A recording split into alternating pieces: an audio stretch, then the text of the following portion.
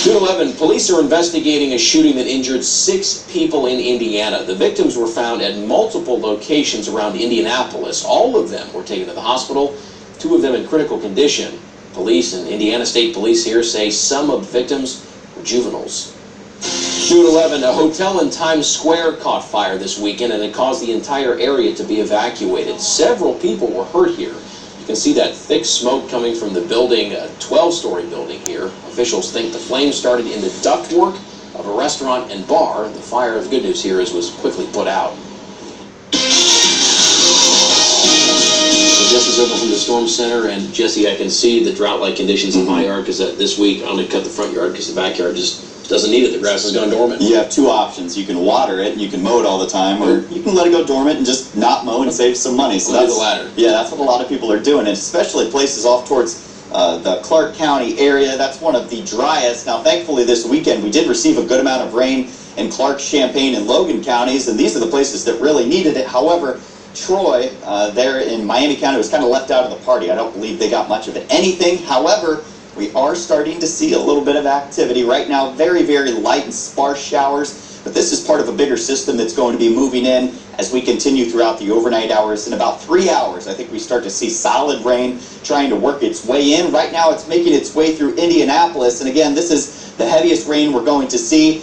By no means is it going to be a wash. We're not going to get nearly as much rain as I hope we would. However, we will likely see a good range and a widespread area of rain that's being received by most of the Miami Valley. So that's the good news. Everybody's going to get a little bit, and the cold front is going to be the cause of that. On the backside, you will feel a significant change, and you can actually see that already. We're quite warm right now, mid-70s to upper 70s in some places around the Miami Valley. But that cool and dry air, Cedar Rapids off in Iowa is at 57 degrees. And those cool temperatures are going to be moving in here soon enough. As we progress throughout the overnight hours, temperatures falling down to about 66 degrees. And again, those showers are most likely as we get shortly after 3 a.m. and that will last into the morning commute as well. You could be driving in some rain as you're heading off to work or school.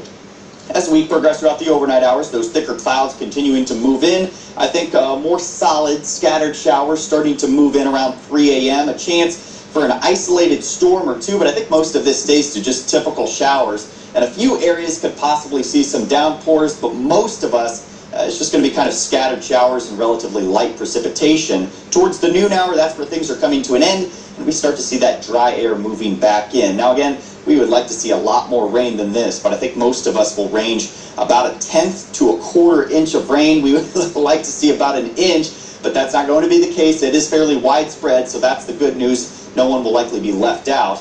As we head throughout the day tomorrow, big changes. Starting off still warm, still fairly humid, but towards the afternoon, it's a big flip. Temperatures only likely lifting up to about 77 degrees, and then we get the dry air and comfortable air that's going to be moving in. So cloudy and gloomy with showers to start, and then dry and comfortable, and even feeling like fall as we head towards the afternoon. A big swing in the temperature over the next several days. We will pop up a bit there Wednesday, staying close to normal, still above the average.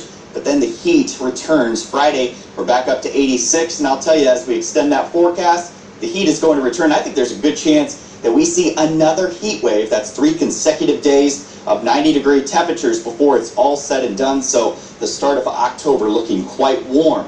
Another chance for rain aside from Monday morning. That's going to be Wednesday night into Thursday morning. Sunshine returns for us on Friday. Make sure you tune in to News Center 7's Daybreak edition starting at 4:25. Meteorologist Kirsty Zontini will have the latest to help you plan your day.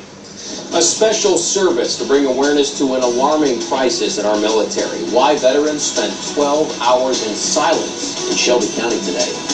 It was another forgettable day for the guys in stripes, and I'm not talking about the ones with the whistles. The Bengals continue to baffle, and you wonder when the new head coach might get his first win. Sports is up next. Stay right there.